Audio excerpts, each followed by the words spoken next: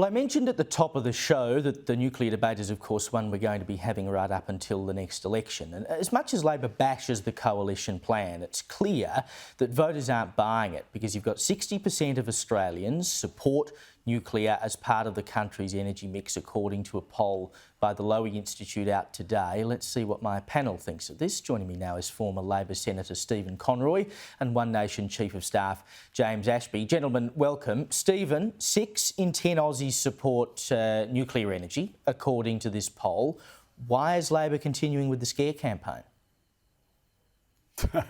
Well, look, I think there's been 3 or 4 polls which have all shown some degree of support for the proposition, not necessarily the coalition's proposition, just the proposition of nuclear power being included. But I mean, the most definitive polls so far have shown that people overwhelmingly support renewables in terms of wind and solar.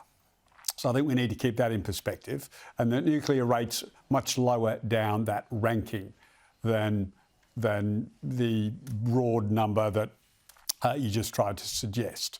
Having said that, Labor needs to be very careful. It can't just assume that everybody takes the view that might have been prevalent 20 years ago, which was nuclear disasters around the world were well remembered, and there's great risks with living near them, and all those sorts of arguments. I think Labor has to prosecute the case against the Dutton plan. And the problem is there's not much to oppose at the moment because there's no costing, there's no technology being picked, there's no confirmed sites, and there's no percentage of power that is going to be included in the grid. I mean, the calculations so far have been the 7 sites might produce as little as 4%.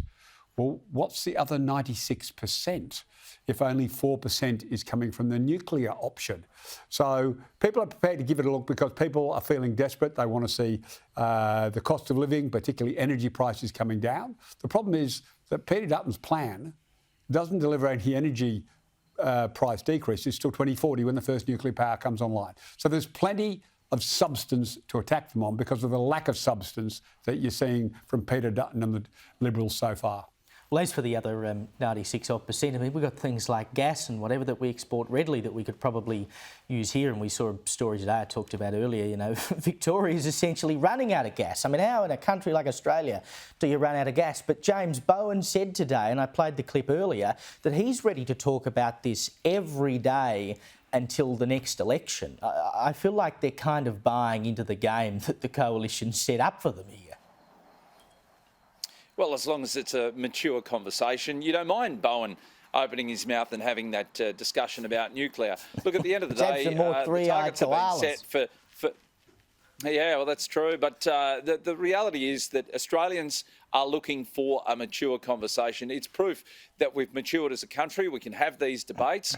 But by all means, we should have never, ever, ever blocked the ability for Australia to have nuclear in the first place. And sadly, that was a decision of Howard with the support of the Greens at that time.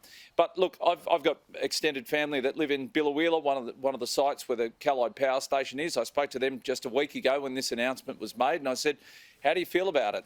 And they just simply said, "Look, as long as we don't lose jobs in the area, we're very happy to see nuclear." And they're 5 kilometres away from that site. So it's pretty obvious that people are open to the idea of nuclear. It's about time, if we're to keep manufacturing in this country, we've got to have cheap energy. It will not come from solar. It won't come from wind. And hydrogen, if you're worried about volatile fuels out there, hydrogen is one of the most volatile. And yet we're looking to put a massive big plant down there in Gladstone. So, look, I'm glad people are open to this discussion about nuclear. Stephen, how can we justify this big pay rise that Sam Mostyn, the incoming Governor-General, is going to get? $709,000 a year. It's $214,000 more than David Hurley is getting right now. How is there an excuse for that in a cost of living crisis? Well, look, I'm not sure when the last substantive increase for the Governor-General went through. I don't know whether they've been getting just the small regular increases. But certainly, I mean, David Hurley proved it. There's an enormous job that is being done. And I think if you were to look at the independent tribunal, they would take into account the added responsibilities that Governor-Generals over the last 10 years have been engaged in. And there's been, you know, their compassionate work when we have national crises and national floods and national bushfires, and they've been there, they've represented us overseas. So all of these are important parts of the role, but I suspect that most of the work that has been done has been adding up, and clearly the independent tribunal decided that it was time to. Well, it's not the tribunal. This is a decision of the government. Yeah. The government as I said, I'm not sure whether it's a government or it is the set tribunal by the government. This is set by the government. I mean, look, James, if they can tell me that the Governor-General's workload has gone up 43% in the last 3 years, or last 5 years, sorry, which is what the pay increase will be, then maybe I could understand the argument. But for heaven's sake, 700 grand, it's more than the Prime Minister's on, James. Ah, Stephen, you've still got it. You should never have left the Senate, mate. Your BS detector's right up there. It's so good, mate. Look, this is looking after mates. This is Labor looking after their mates. This is a woman that doesn't even believe in the monarchy.